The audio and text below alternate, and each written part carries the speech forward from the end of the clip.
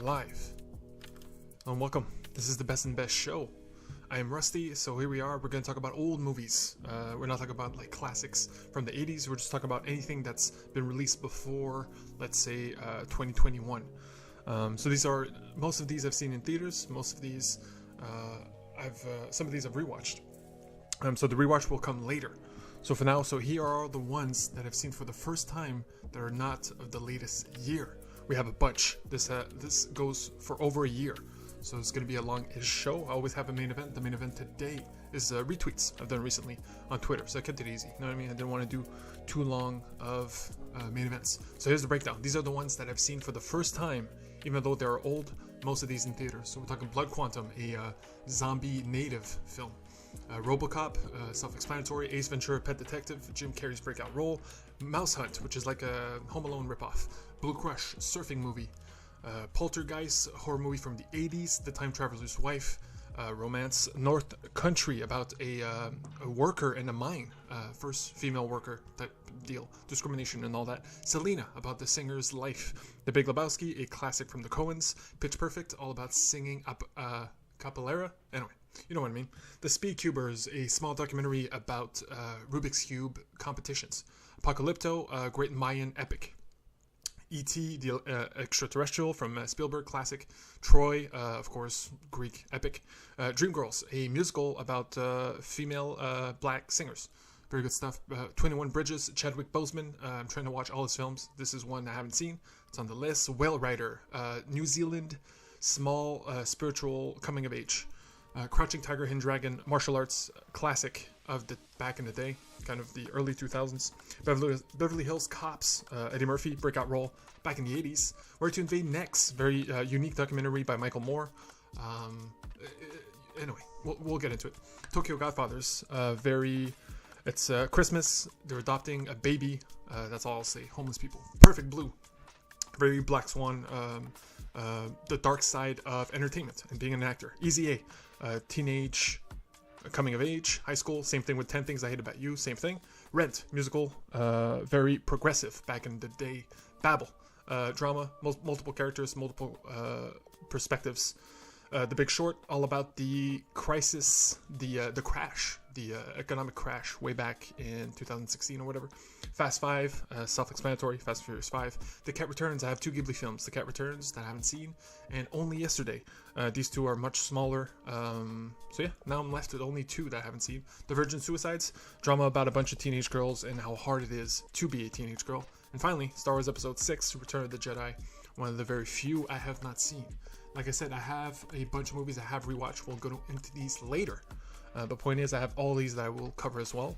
Let's say it's the second or third time I've seen them. It's always worth rewatching films you love, or even movies you don't like, because perspective's changed, your wisdom has changed, and you see things differently. So it's always worth doing. So here we go. Without further ado, I'll go random. Because yeah, we'll be here forever. So we go North Country, where they were starting on the small drama.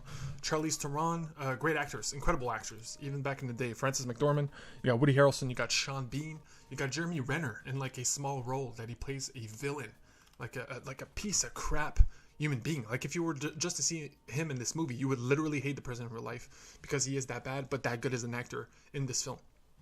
So yeah, it's all about minors and female minors specifically. Single parent trying to look for a job. Female, it's hard where she lives, so she joins the mines. So she goes to work in the mines underground. Thing is, it's a very male-dominated field, so much so that they get discriminated every day. They get insults, sexual advances, the whole shebang. And it's about pretty much how that changed, how like they fixed that, and not only that, but how the repercussions of fixing this very specific issue in the mines for women workers reverberated into pretty much every field for women in the workplace. It's pretty incredible. It's extremely worth watching because of that. Incredible performance across the board. Frances McDormand, even though it's a drama and has a extremely sad character who slowly breaks down throughout the film, like literally her body betrays her, but she brings the funny, and for a drama that is so dire and so serious, she elevates the film and brings it up to a 9. It's really incredible, like really worth watching. And to be honest, it's kind of small. It's not a film that is forgotten, but it's a film that not many people talk about nowadays. But if you love the actors and you think it's a worthy subject, trust me, it's a great watch. Next, let's go random. 21 Bridges, Chadwick Boseman. I'm watching all his films. I saw this one in theaters. I was lucky. It's a small cop movie. Like, when it came out, it wasn't well regarded, so it's a simple cop movie. You've seen plenty of these. Cops, there's some gangsters to get, police corruption, the whole shebang. Chadwick elevates it. He's a great actor. Always loved him in everything. But again, he doesn't elevate the movie. You know, the movie is simple. You got like J.K. Simmons is in there, a few other actors, but it's nothing special. And even in its own genre, it's nothing special. But if you love Chadwick and you're looking for something to watch and you do want to see a cop drama, I guess, it's not bad, but it's certainly not great. So it's a 7. Good movie, nothing special.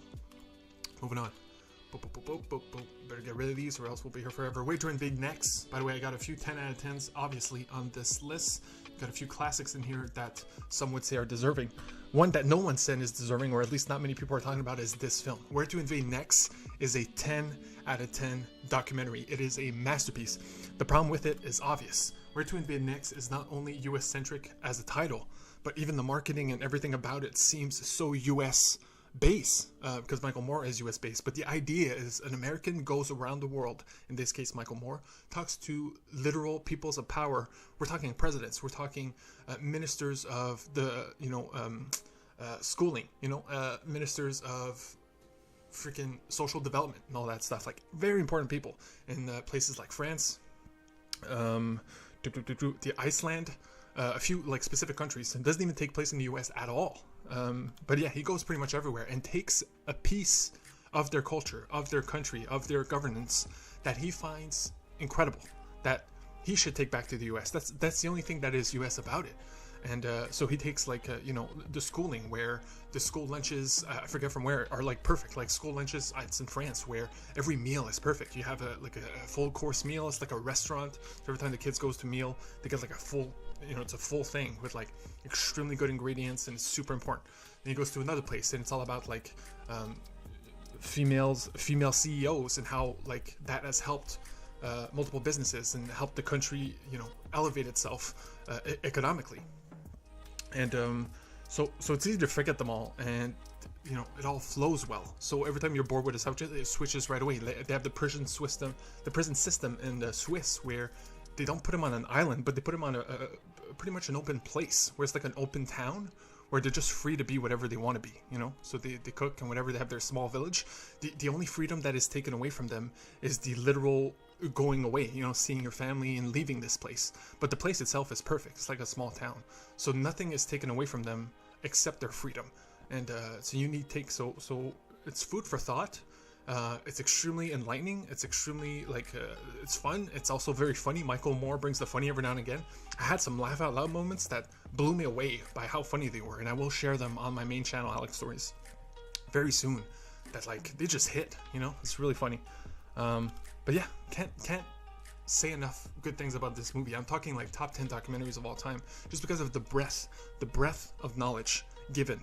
And it just sucks because the marketing, the title makes it seem like it's nothing special, but trust me, it's anything but. It is the most condensed, the most knowledge you will get in a 2-hour documentary, because it is not specific. It's the opposite. It's worldly in nature. So obviously I will always talk more about 10 out of 10s because they are worthy. Speaking of 10s, but it's not a 10. 10 things I hate about you. I got chat here, by the way. I will check periodically. So yeah, obvious high school drama back in the 90s. Fun vibes, fun 90s vibes. Cool actors that made it big, especially Heath Ledger, who plays the male, lovable lead. Quirky characters, that's the idea essentially. So the male female lead and the main male lead are both extremely, people would call them weirdos, and they're viewed as such in the film. So, but it still has the whole jock and all those cultures and subcultures of high school. It's pretty good, but I would say nothing special, especially compared to one that we're going to see very soon and talk about. It's not a classic, but if you run out of the good ones, so to speak, this is a good one. I mean, it's not bad, but yeah. 10 Things I Hate About You is a 7. Good, but not must-see. Next, give me a sec. I always got to score these. Guardians 3, by the way, is going to be advertised to us every single time, and I cannot wait. I cannot put into words. We'll talk about the first one later. Apocalypto. Speaking of 10s, this is a 10 out of 10 masterclass film. It is incredible. The the less said, the better. They don't say much in the marketing. They don't say much in the trailer, and it's just about Mayan culture. It's directed by Mel Gibson. He did Passion of the Christ. He did Braveheart. So you know it's going to be an epic. It's going to have a budget. It's going to have blood. It's going to have gore. But yeah, it starts off as something and it becomes something else. It starts off as a, you know, let's watch this family and see what happens. And you slowly discover more and more about the Mayan culture and their way of life. And then it becomes a full-on chase movie. Okay, like a full-on, like action, like non-stop, will not take a second to hold your breath. And every sequence, every set piece is better than the last. And given the limitations of its environment and world that it's based in, like the Mayan culture. So we're talking spears and what other weapon? Rocks and spears. You know, that's pretty much it. Whatever you can build in that time frame. But he nails it out of the park. Like it's, you know, it takes your breath away. The only reason you wouldn't dislike this film is if you don't like gore, because it is extremely gory and the kind of gore that's like hard to watch sometimes.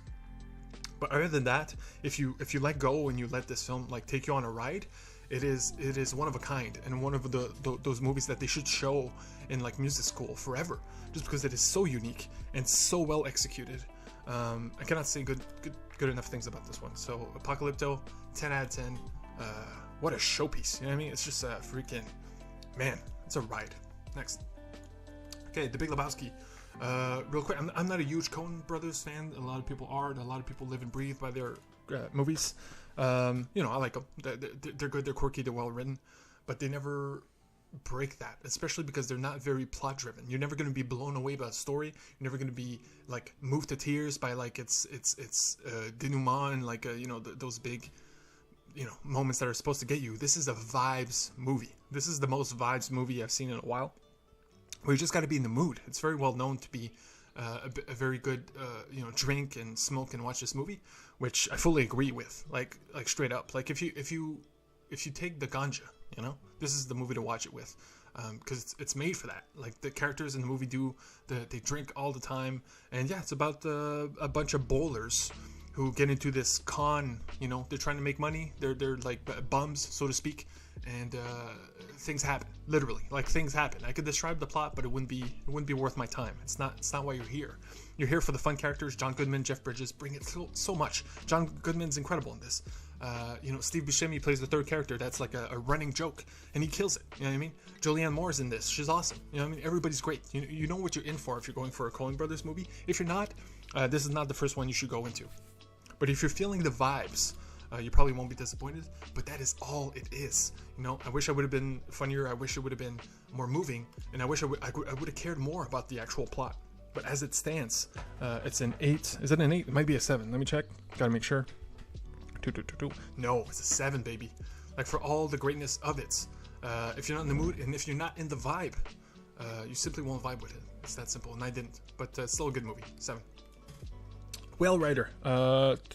Small coming of age in a New Zealand island. Think small village type vibe, with the elders trying to teach you the old ways, you know, and women are not allowed in the old ways, you know. It's the men are men, they're hunters, they go out, and the women are, you know, they stay at home to do whatever. And she's trying to break the mold. She's trying to be one of those hunters. The elder keeps bringing her down. It's very nice. It's very small scale, and it has a nice spirituality to it. Like you get a taste of a culture. It's very hard to do in a film, and to be honest, like anytime they do it successfully, it's worth it, because you come away with something more than just entertainment. You come away with actual culture, like straight up. So while it isn't anything crazy, it does come together, and I feel like it's a great film for those cultural reasons. So it's an 8 out of 10. If you've ever been curious about a different culture, especially New Zealand, I'm pretty sure it's New Zealand. I might be wrong on that. Great stuff. Fast 5. Okay, we'll be quick on this one. Everybody's seen Fast 5. I'm not a huge Fast and Furious guy. Look, it's simple. If you watch Fast and Furious movies, it's for 3 reasons, okay? The family vibes, straight up. Like, it's all about family. I know it's a meme, it's a joke, but it's a straight up vibe at this point. The action, which has only become more bombastic with every coming sequel. And to be honest, that's kind of why I'm there. I'm there for the action. I'm there for the insanity of which it goes to. Or third, the cars, I guess, car culture, but not really. That's more of the old days. So I'm there for the action, and Fast 5 is known as the best in the series because it's a perfect balance. It's a literal perfect balance of the familia, all the family aspects, the character bonds, the amount of characters, the antagonists, and the action, right? The problem is I'm not there for that. Like all that family stuff, all the like trying to make you cry, trying to make you care about these characters, I do not care. They've tried multiple times. It just goes over my head. I hate bro culture, I hate car culture, not my vibe. But the action is crazier in the sequels. Now, some people would say are against that and are like, look, it gets too stupid. But you can only go up. You cannot be less fun action scenes because people will see that as a flaw. So the crazier it becomes, the more entertaining it becomes for me because I don't care about the family side. So to be honest, Fast 5, while people regard it as the best, to me it's just another Fast and Furious movie, and it's just a 7. Like it's just a good movie. You know what I mean? But I can see why people see it as more. Because it is so well balanced. Moving on. The Speedcuber is very quick on this one. It's a small 50-minute documentary on Netflix. It's very good. It's all about speedcubing. You know, imagine if there's a competition on anything. There's a competition for pogo stick jumping. There's one about Rubik's Cube completing straight up, and there's multiple. You know, you got the normal one, the 9 squares on each side, but there's like bigger cubes and triangles and all that. So it goes into the 2 best players in the world. Number 1, or used to be number 1, is pretty much a normal guy from Sweden or whatever. But the second character, the new number 1, who's the one to beat essentially, is autistic. So it goes into, you know, autism spectrum, and they explore that from a Speedcuber's competition, and it's very nice. You know what I mean? But it gave me knowledge on autistic people, and you know, it's good for that. It's also cool for the speedcubing aspect of it. So for that, it's a 9 out of 10. Counts as a documentary, but you can see it as like both speedcubing and autism. Rent is a musical. Hey chat, if you're there, say hi. I will check periodically.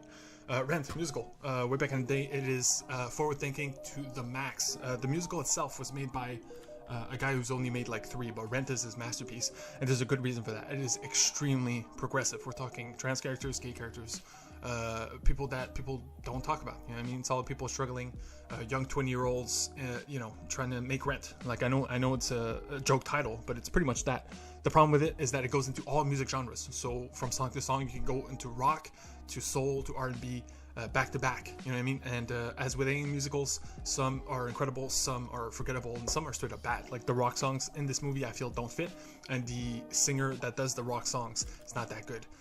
But yeah, Rosario Dawson broke out with this movie. If you love musicals, it is kind of a must-see just because of its importance in the world of musicals. But as a film, as just a straight-up film, it's not that good. I would give it a 6. But yeah, obviously some songs are great. Rosario Dawson kills it. Moving on. E.T. the Extraterrestrial. Classic by many. People grew up with this film. I did not. I might have seen it when I was a child, but I haven't seen it since now, and it was re-released in IMAX, so I got to see it the best possible way ever. This is one of those unique movies where when it was released, you could see it in the 80s or early 90s in theaters, right? But IMAX did not exist back then. So literally in 2020, 2021 or whatever, is the best possible way you could ever experience this film, period. Let alone back in the day on VHS, DVD, or whatever. Because it's never been released in IMAX. So it's kind of cool where sometimes it is better to wait. This is a perfect example of which.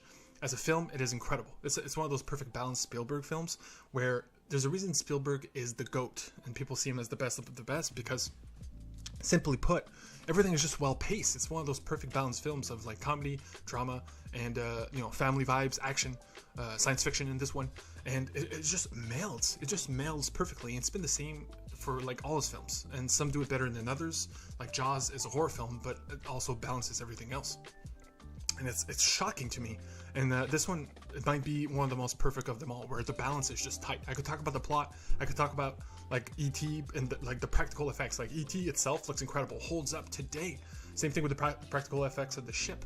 There's very few special effects in this film, and because of that, it has that feeling of everything being tactile and real, which makes it hold up today even more than some other films, like, I don't know, War of the Worlds from like 2004, because that's all special effects. But yeah, it's a 10 out of 10, baby. It really is. Like, if you haven't seen it, I would highly recommend it. Go in blind as possible, and just know you're in for good vibes. Like, it might seem like a kid's movie, and it might be marketed as such, but like any great film, regardless of genre or target audience, it goes above that. And so yeah, E.T., 10 out of 10. Cannot recommend it enough. The Big Short, real quick. Yeah,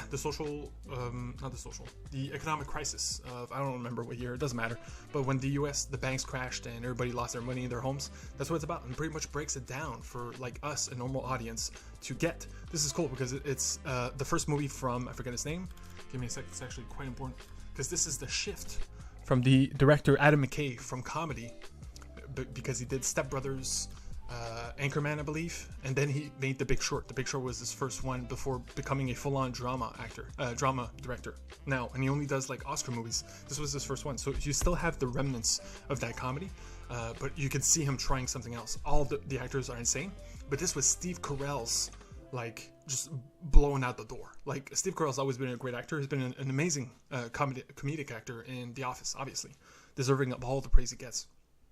But to transition to drama is extremely difficult. Very few have done it successfully. You got Jim Carrey tried a few times. Adam Sandler, they all try it at some point. But I think Steve Carell is one of the ones that did it the most, the best, pretty much, essentially, because this movie is a perfect example. You have Christian Bale, Ryan Gosling, and Brad Pitt, and Steve Carell by far is the best performance. It's not even close. Of course, the character is written as such, but still.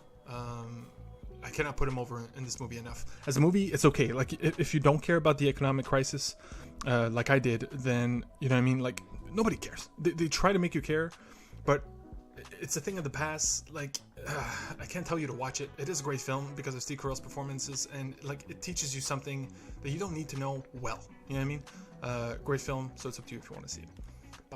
Selena. Another vibe movie. There's just cool vibes. Like, this is like a mom's film. You know what I mean? My mom loved this movie. My girlfriend showed it to me. It's fun. Jennifer Lopez kills it. It's a real-time singer. She didn't live long. I won't say why, obviously. Oh crap! Ran out of boom. Okay.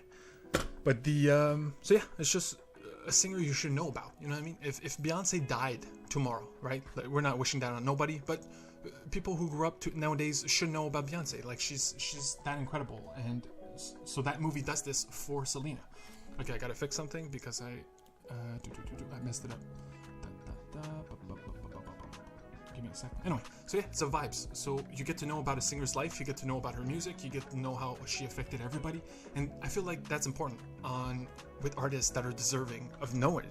Like, you need to know that person. So thanks to this movie, I know Selena, I know her music, I know her vibes, but that's pretty much it. Like, it doesn't have much plot. It's more about vibes and about the time and place of a specific person. It's a 6 out of 10.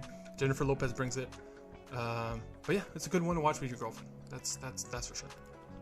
Beverly Hills Cops, real quick. What up, chat? So yeah, 80s movie, Eddie Murphy, breakout role. It's self-explanatory. What's cool about this one is because it was in the 80s, all the action is like tactical. So even though it's comedic action film, it's kind of cool to see like car chases back in the day. Like, it'll never get better than the 80s and 90s, where everything was real and all the money went into that. All the money. There was no special effects to pay. There was no huge actors that took off like half the budget. It was all like practical, right? So every gunfight, every action set piece has like fun vibes, even though it is like mostly Eddie Murphy fucking around, fucking with people, making quips and jokes all over the place. And to be honest, it's worth your time, but it's nothing special. Like, I can't even talk about the plot because it's not even worth talking about. But if you like Eddie Murphy and you haven't seen it, and you like car chases, to be honest, it's worth seeing. So it's a great film. It's an 8 out of 10. Beverly Hills Cops. What up? Boop. Babel. I forget what Babel feels. Man, I forget what it means, but it doesn't matter. In the film, it's about multiple different stories. A lot of movies attempt this, where it's 5 different narratives. Like, it's 5 different sets of characters, completely different places in the world. This one, like, it really feels that way. There's like one in Egypt, one in Japan, one in US, you know what I mean? And they all have different things going on with them. Freaking Brad Pitt gets like his wife gets shot in a bus, and he's visiting like Iraq or Istanbul or whatever. And yeah, it's all about like, what do you do? Like, your wife, there's no like hospital. There's like, you gotta save your wife in this foreign country, and you don't have any resources, and so you're panicking and all that. And that's probably like one of the most interesting stories. You got like a deaf girl in Korea, which is the least interesting, but at least she's deaf, and you get that. The problem is it doesn't come together fully, but there's enough greatness in those individual stories. One of them is about like two kids being babysat by their Mexican nanny. They have to go to Mexico for something, and then they get stranded and stuck, and it becomes like a whole like, oh my god, you know, I'm a Mexican nanny stuck with these white kids. So yeah, the desperate stories do not come together as much as I thought they would, but they have enough quality within them that it's worth a watch for sure. So even if you don't latch on to one of them, you'll latch on to at least one. So it makes it a great film, because at least two of these stories are great in your eyes, depending on what you like and how you feel when you watch it. So Babel is a great drama, 8 out of 10. Time Traveler's Wife, this one gets complicated. Okay, because this movie is about grooming, my friends. It's a time traveler. He time travels like randomly, which means out of nowhere he will poof and vanish and reappear in another time in his own life. Very weird. That's what makes it fun, though. You never know when he's gonna poof. You never know when he's gonna show up. He shows up naked at every place he gets. Every place he shows up. So if he shows up naked somewhere and they're like, yo, what the fuck? And then he gets chased down by cops because he's a nude man in an alley. You know, that's entertaining to begin with. But the love story at hand, because it's Rachel McAdams in the key role, Eric Bana in the male role, they kill it. The chemistry is there. Rachel McAdams is like, oh my god, like you can't help but fall in love with her in this film. Her smile, like you would do anything for that smile. It's pretty incredible. But yeah, so it's straight up about grooming. Because look, as an old man, he gets thrown back into the main female character's past as a little girl, and he makes the little girl fall in love with him. Like straight up as a little girl. As she grows up, she sees him over and over again, to the point that when she's an adult and she sees him and he doesn't even know who she is, she's like, no, you're mine now. Like that's it. Like since I was a child, you've been like flirting with me and all that. Now I love you, so now you're stuck with me. And it's very uncomfortable. Very uncomfortable. It's crazy because they did a TV show about this just last year. The concept alone is shocking. You know what I mean? But if you can get past the grooming stuff and you go into the love story and you know, fall with the fun like poofing aspect of him just disappearing and coming back, it's fun. It's entertaining. It's a 7. Good love story, good one to watch with your significant other. Plus, it will lead to some like weird conversations because man, it gets quite uncomfortable, especially nowadays. Okay, let's do it. Anime back to back. Okay, let's do Tokyo Godfathers. I don't believe they're the same director, are they? Give me a sec. Satoshi Kon. Holy crap, the same director. Okay, we're talking like 10 years apart. So we'll start with the oldest one first. Perfect Blue. Black Swan took a lot from this movie. It's about the dark side of wanting to be somebody in the entertainment world. So she starts as an idol, which is you know, singers, Britney Spears type in the Japanese world. But she wants to branch out. She wants to become an actress. Now she gets entered into that system. But everybody has a preconceived notion of her as fans, like as an idol. So yeah, they mess with that. You know, she becomes like a sex symbol. She has stalkers. It's just weird, and it's like a deep dive. You know what I mean? She just keeps diving, and I mean that in the sense that like the darkness of it. You know, you go darker and darker. Like what are you willing to sacrifice to become somebody? What are you willing to do to become legitimate? You know, it's very interesting. It's very dark. And it just keeps going, and you're just like engrossed. You know, it's an incredible anime film, and it holds up from back in the day because this is from 2000, I believe. It holds up beautifully. The only thing lacking was more like insane stuff with the animation, because at some point you're just like, this doesn't even need to be animated. Black Swan kind of proved that, where it's kind of a version of that story. But regardless, it's an incredible story to begin with. So yeah, it's a 9 out of 10. Incredible anime film, true classic. Like people say Ghost in the Shell, people say Akira. I say throw those two in the trash. Not really, not literally, but this one really is. Like this is must-see anime if you like anime. So 1997's Perfect Blue, top tier stuff. But yeah, you did Tokyo Godfathers, I guess 12 years later. This is more fun in concept, where that one has a deep layered story. This one is pretty simple in story, but it's all about the vibe. So it's 3 homeless people, 1 crossdresser, 1 normal man, and 1 young girl. She's like let's say 17, maybe 16. And yeah, they find a baby. They straight up find a baby that's got thrown in the trash. There's a mystery where this baby come from. They have to take care of this baby. They have no money. They're homeless. So it just goes like whatever shenanigans happen. Takes place around Christmas, so it's a great Christmas film. Yeah, would recommend it if that sounds cool to you. Like if what I just told you sounds cool, you probably won't be disappointed. But it's nothing too special. I'll give it an 8 though. It's a great film and certainly worth a watch. Moving on.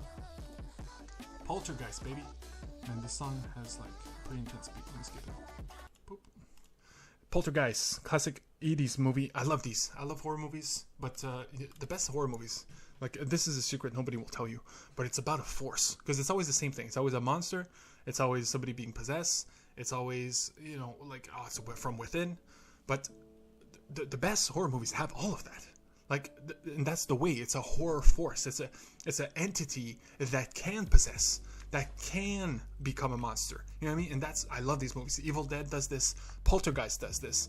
And I'm having a hard time to have another example, but man, like, those are the best ones, because they break the rules. There is no rules. Like, it's a ghost, you know what I mean? So it can literally show up as a ghost. It could possess a doll. It could possess a human being. It could capture you. It could, like, affect the house, affect your environment. There's like a sick realm of darkness that you can go into. It's insane. It's an all-encompassing horror movie. And it's like 1982. It has aged remarkably well, because a lot of it is practical, and the special effects they did, because it's like some of the first special effects ever made, you could feel the artistry of it. You could feel like, you know, like we're just breaking into something special here that has now taken over the industry. So Poltergeist, top tier stuff. Cannot recommend it enough. If you love horror movies, like, this is must see. Like, we're talking Exorcist territory. We're talking The Shining. You know what I mean? Poltergeist is up there. It's funny because they marketed this as like as a kids movie back in the day. It's 9 out of 10, by the way. But yeah, like, I wouldn't recommend your kids to watch this. It's pretty scary. I guess kids in the 80s were tougher, just by virtue. Anyway, Easy A. Another high school movie. This one's much better than 10 Things I Hate About You. This is a great one. I'll give it a score right now just to tell you, because, I mean, there's nothing much to say. Every high school movie has that same type of formula. This one is just a normal young teenage girl gets, like, rumors of being whorish are thrown upon her, you know, and she chooses to embrace that, fuck with it, fuck with people, fuck with the system, and without fucking actual people. You know what I mean? It's quite fun. What's her name? I can't believe I forgot her name. Emma Stone. This is her breakout role. Like, this is after Superbad. This is what made her a star, a young star especially. So yeah, it's one of the great ones. So, you know, if you've run out of them, or you're feeling in the mood for a high school coming of age type story, then trust me, it's a good one. Ace Ventura, Pet Detective. This one I'll be quick and I'll be sad, okay? This movie does not hold up. It's not as funny as I wanted it to be. Some of the jokes are just straight up offensive. I don't use that word often. I don't get offended a lot, but sometimes it's just like, bro, you know what I mean? It's just hard to watch at some points. And he goes too far. This is Jim Carrey at 200%. I rewatched Liar Liar, and that is a much better balance of, like, okay, like, Jim Carrey has always been an overactor, but this is insane. This is like a cartoon character come to life, and cartoons are fun, but in moderation. You know what I mean? So having a 2-hour film where the plot doesn't really matter. There's a lot of cool animals. I'll put that over.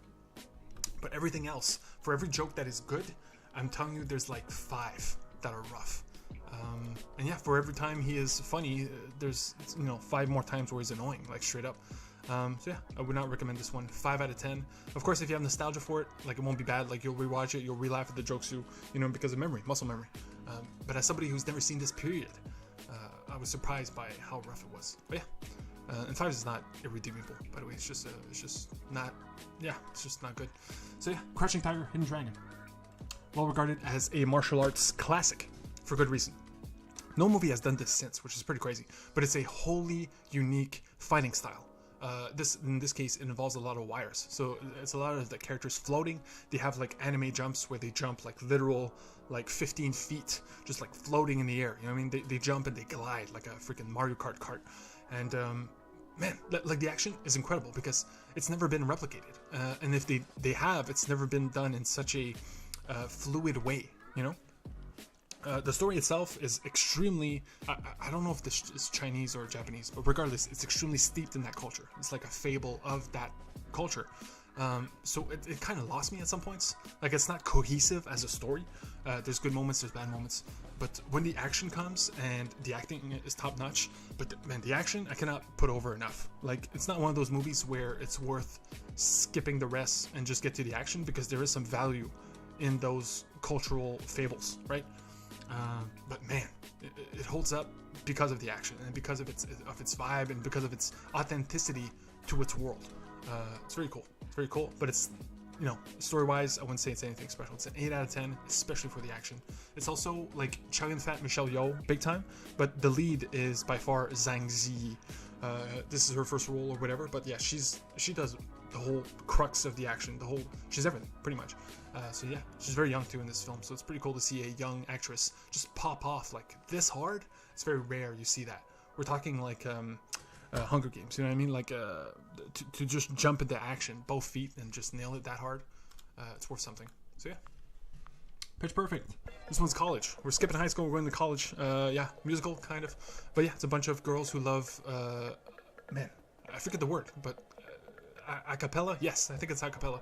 When you sing, you do the instruments, you do the melody, you do everything through singing. So it's a competition of that. So if you don't like music, especially music of that time, we're talking 2010s, then yeah, you probably won't like this film. But the jokes are incredible. Like the jokes are freaking surprisingly funny for a college film about singing. The characters are fun, the actors are fun. Anna Kendrick, Rebel Wilson, they really nail it. And the music's really good. Like I like this kind of music to begin with. I love dancing to this stuff. So it kind of hit me more than I thought it would. I saw it in the theater too, and again, it is much funnier than I expected. It's funnier than Easy A. It's funnier than 10 Things I Hate About You, and it has the singing on top of it, which I have to respect. So for that, it's a 9 out of 10. Pitch Perfect, fantastic stuff, and to be honest, I'm extremely excited to watch the sequels. So yeah, that's Pitch Perfect. Let's do a Ghibli twofer. No, The Cat Returns. So, The cat was in a other movie that most people haven't seen. I think it's called Whispers of the Heart. So it's this cool cat with a top hat and a cane that just like walks around. It's just a cool cat, like straight up. This one, you get more of him, and it's about like a girl exploring her world. I saw the dub version, which was one of the first dubs Ghibli has ever done with like big name actors. And I'll be honest, it's a bad dub. Like I haven't seen a dub that's this bad in a long time, to the point where it's noticeable. Like it made the movie worse because of how bad the dubbing was. The villain was played by Alan something, I forget who.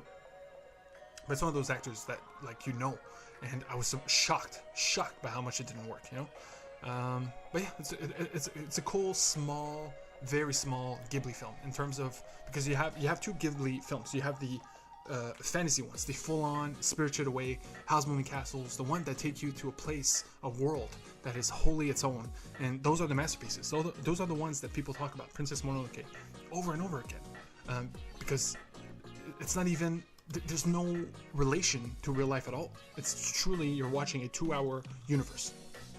And then you got the other half, which is the boring kind, which is the humans, like a small human story. We're going to talk about one soon. It's just very basic, nothing special. If there is a fantastical element, it is very small. This one's pretty much in between, where you get a bit of both. Because you get a bit of both, it's a great film. It's an 8 out of 10. But because the dubbing is so bad, the dub is a 7 out of 10. So for now, I'm scoring it a 7. I have to watch the sub version to see if it elevates it. So yeah, it's a great Ghibli film, but don't watch it in English. It's one of those, like, it's one of the rare few I would recommend only watching in Japanese. And then I watched Only yesterday. To be honest, I forget if I watched it sub or dub, but like I was just telling you about the boring ones that are just like human beings, simple life. The only thing I remember about this movie, because I've seen it over a year ago, is it's a small island in Japan, and they get a pineapple for the first time, and they literally in real time eat the pineapple. So they cut the pineapple, you see them cutting the whole thing. It's a whole family gathered together, and it's all about like, is pineapple the best fruit? Banana is the best fruit in their opinion. And yeah, they eat the pineapple in real time, and that's the only thing I remember of this movie. That shows you how remarkable it is, which means it's a 6 out of 10 for that pineapple seal alone. It's not that bad, because or else I would have scored it a 5, obviously. But man, extremely forgettable. So don't watch this. Do not be a Ghibli completionist. Ghibli films are regarded as classics, but it's the same thing with Disney. Everybody loves Disney, but you love those Disney films, not the ones like nobody talks about, like that are even forgotten, like the Black Cauldron. Who has seen the Black Cauldron? Nobody talks about it. So there's a reason for that. So same thing with Ghibli, or even Pixar at this point. Like Pixar, nobody talks about The Good Dinosaur for a good reason, and you would never recommend those films. So yeah, I am a Ghibli completionist because I literally only got 2 left, and somebody has to be. But there you go. So yeah, Dreamgirls, real quick, musical. I was talking about musical earlier, Pitch Perfect. This is completely different vibes. Jamie Foxx, Beyonce Knowles, Eddie Murphy. it's a crime against humanity that did not put Jennifer Hudson. Jennifer Hudson is not on the poster, and she's the main actress. But yeah, it's all about breaking out as a black singers, which was hard back in the day. They start off as backup singers. They want to do their own thing, the ups and downs, etc., etc. Jamie Foxx plays the manager. Eddie Murphy plays the old legend. We're talking like just a musical legend, and he kills it. He kills it so hard. This was his comeback film after not having acted for like 10 years. And he killed it so hard he was nominated for an Oscar. Extremely deserving. Every time Eddie Murphy's on screen, it is like, it elevates the film. But trust me, the ladies bring it. The music brings it. It's such, oh man. And look, black singing, my dream is to go into a black church, you know what I mean? So if you give me a movie that gives me that taste, that just gives me a sliver of that dream, baby, I'm there for it. And so yeah, and like, I don't know why it's not perfect, but anyway, it's so close to me. I give it a 9 out of 10. It's been a while since I've seen it. That's why I bump it down to a 9, but I cannot say good things enough. You know what I mean? Seriously, it's just a fun ride. And if you love music in general, like, this is must see, like, period. Okay, Blue Crush. I love that I have this here because this is a perfect example of a movie I would never see ever. You know what I mean? Why? You look it up, it has good scores, but it's not like anything special. And of course I was with somebody that made me watch it, and for good reason, because this is a surfing movie. I could name you like 3 surfing movies, period, in the history of film. And surfing is a huge extreme sport, you know what I mean? There's not many like snowboarding movies, but there's a few skateboarding movies. But those sports, because they're not as respected or not as seen as legitimate sports, have less stories within them to begin with. So Blue Crush, even though it's a very basic story, about 3 young girls trying to chase their dream in small town Hawaii, become surfers. The story is boring, like, you know what I mean? There's a love story in there. I don't care. Like, no one cares, right? You take that away, okay? And you concentrate on the surfing. You concentrate on the cinematography, on filming a surfing sequence. I don't know how hard it is to film stuff underwater, let alone on top of water, let alone with waves, let alone inside a wave. I don't know none of that stuff, okay? But what I can tell you is that this movie blew me away with these surfing sequences. It builds up to a competition. Like any good sports movie, it builds up to a crescendo of that art form. In this case, being a competition of surf. So the whole point is you ride a big wave, make it look easy, and like if possible, go into a giant tube, which is like when a wave goes over your head. And the filming, the filmmaking of this is like uncanny. It is insane. Like I wish the story was just slightly better so I can give this a 10. Just slightly, you know what I mean? Because it doesn't need it much. Like, that's how good the surfing compensates for every single thing. Like, we're talking acting, we're talking characters, we're talking story. Like, none of that almost matters because the surfing is that good. So look, if you're even passively interested in surfing, you've seen somebody surf in a YouTube video or whatever, this is must see. There is no better surfing movie as far as I know, or else people would talk about it. I've seen a documentary about surfers and had like some cool footage, but it's not a narrative. There's no pull. So while you see the score here is 5.7, that's the story. That is the characters. That is the acting. Okay, the surfing is a 10 out of 10, and so for that, I'm giving it a 9. Okay, it goes at a 9. It's a must see. It's a must see. Look, it doesn't get better than this. It will take your breath away with its surfing. So yeah, I had to talk that hard about it. I'm passionate, and I'm even more passionate because, like, it's one of those where, because of the 5.7, because of the general reception, I would have never seen it on principle, and I would have been wrong, because for what it is, it's incredible. Man, movies are awesome. Okay, Blood Quantum, baby. Native zombie flick. I saw this in the theater. It's funny because they put this on because it was probably like a well-known native film, and you've seen thousands of zombie films. This is cool because it's, first of all, it has the native angle. So I'm native, right? So I'm slightly biased. I'll say it right now. But because of the native angle, it's just like it takes place on a reservation, it takes place with those people, those actors. But the gore is there, and it has that independent spirit that great small films have, which you see it, you feel it, you know what I mean? You feel everybody going to work on this film. They're like, look, there's been thousands of zombie movies. What can we do different? Well, look, we can concentrate on the gore, we can concentrate on cool set pieces, we can work on a world that is unique, and that's what they did. And everything is pretty much as good as can be in the zombie genre. Like, it's not one of the masterpieces, but it's certainly a great one. And in the zombie universe, like, those are few and far between if we're being real here. There's a zombie movie every year, it feels like. and this is better than most. So if you're feeling zombies, and you've seen most of them, like this is one 2C. It has a 5.6 here, right? But on Rotten Tomatoes, it has a 90%. There's a very good reason for that. Okay, so Blood Quantum, if you're feeling zombies, I cannot, yeah, it's good stuff. It's really good stuff. Virgin Suicides, real quick, coming of age in high school, again. But this one has a weird vibe. Like, it has a weird, ephemeral vibe. I'm not sure if it's supposed to be funny. I'm not sure if it's Sofia Coppola, you know what I mean? You're just supposed to be along for the ride, but it's very wavy, you know? A lot of monologues. To be honest, I was very bored by it. It does have a twist ending. The twist ending's in the title. I mean, come on now. You know what to expect. But how you get there, I thought would be more interesting, but it just isn't. So Virgin Suicides, I would give it a 6. And to be honest, I'm not even going to talk more about it because it's, yeah, it is what it is. Okay. Plus, we'll be here forever. Like, keep going on like this. Now, son, another one. This one I did not like. This is an Ace Ventura: Pet Detective, but this one is not even well regarded. Like, no one. I didn't even know it existed. No one knows about this movie. You know. Anyway, it came out about after Home Alone, obviously.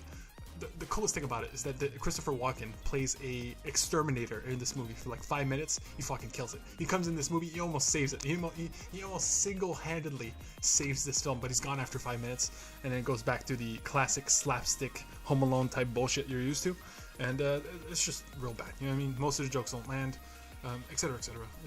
Yeah, that's it. But look up Christopher Walken in Mouse Hunt. I'll try my best to put it on Alex Stories, but there's too much there.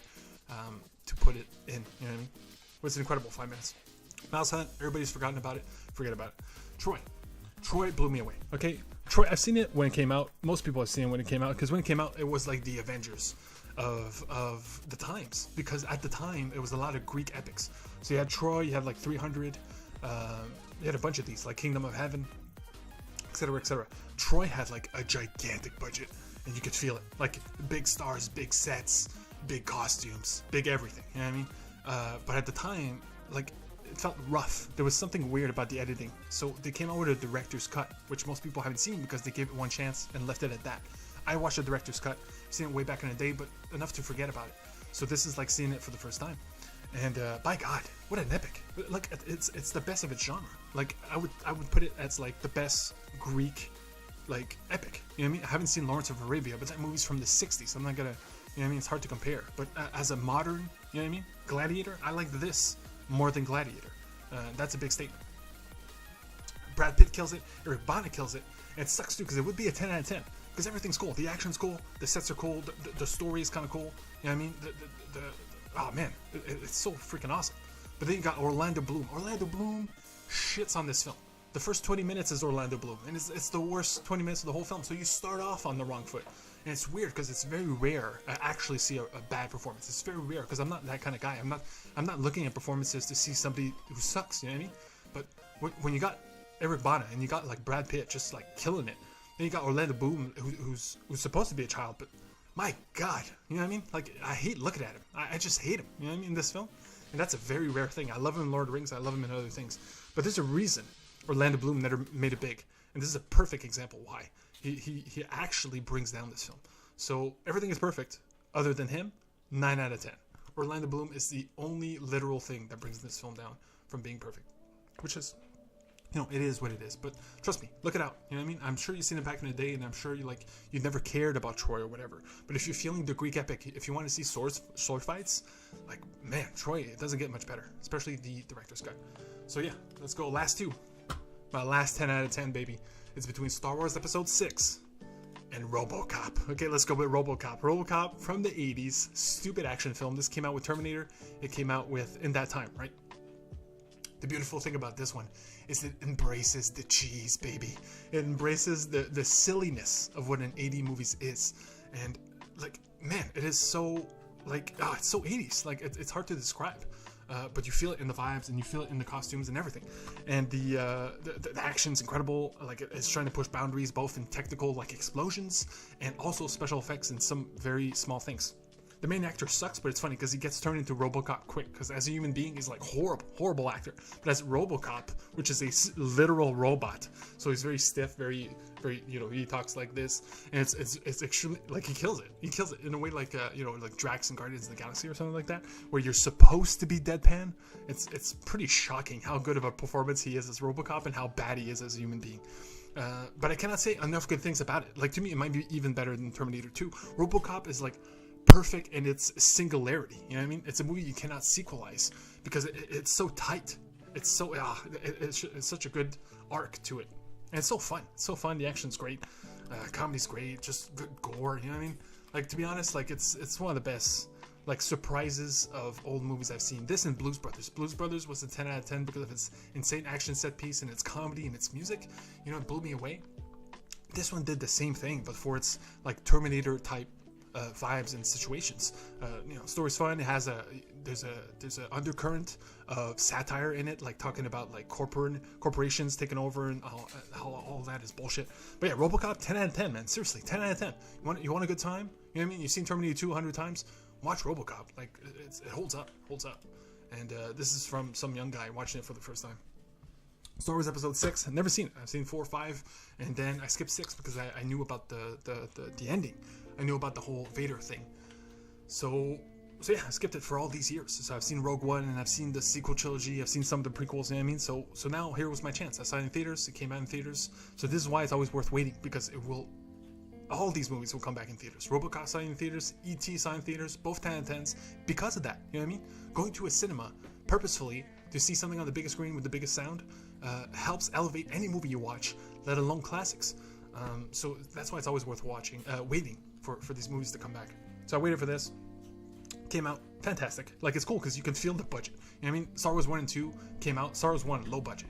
Then Star Wars 2 like Episode 4, you know, and 4, 5, and then this, they just like threw the money at him. You know, it's all still practical. There's a few special effects that were weird, especially now with the special editions. Like, those do not hold up.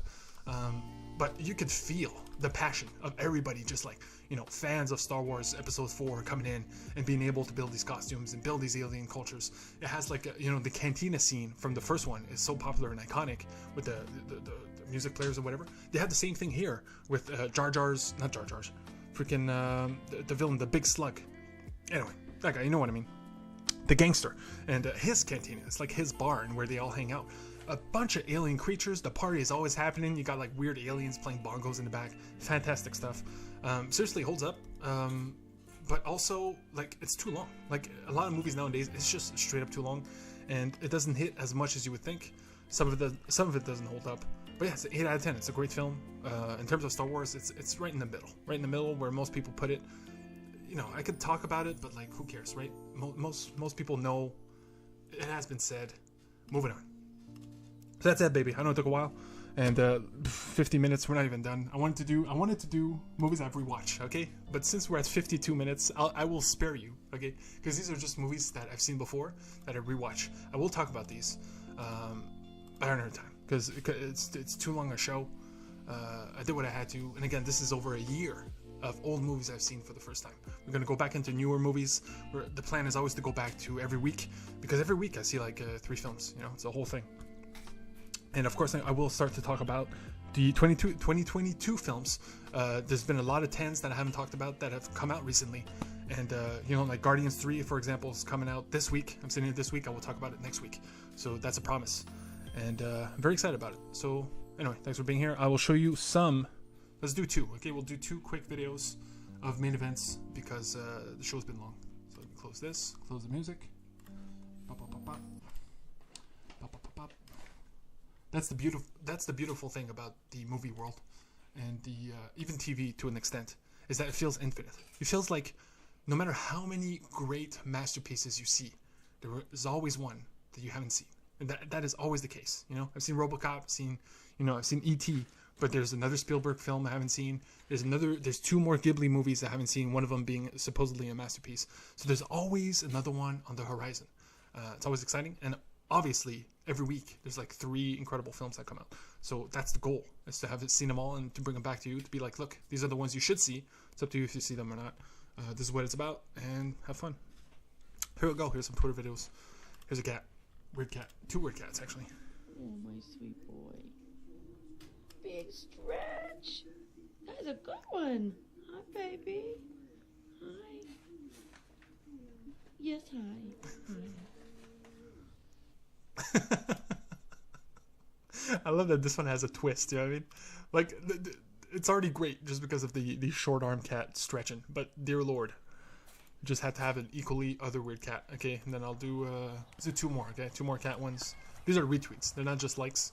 So these are the ones where I'm like, look, people should see this. My 10 people that follow me should see this. So there you go. I just like a connection between animals, you know? Something special about it. And then, of course, this one. This escalated quickly.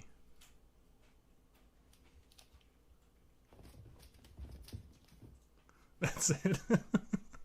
So I'll leave you with that. It was a long enough show. But yeah, new movies coming, games, etc., etc. I'm back to streaming. Like, this is the goal. There's a reason I haven't been streaming. I will tell you one day. But essentially, this is my dream. You know what I mean? Everybody has a dream. And we should help those who have dreams. And yeah, it's time to chase mine. Okay? So I'll see you soon. Thanks for joining me. Love you all. Peace and respect. Love and respect. Peace.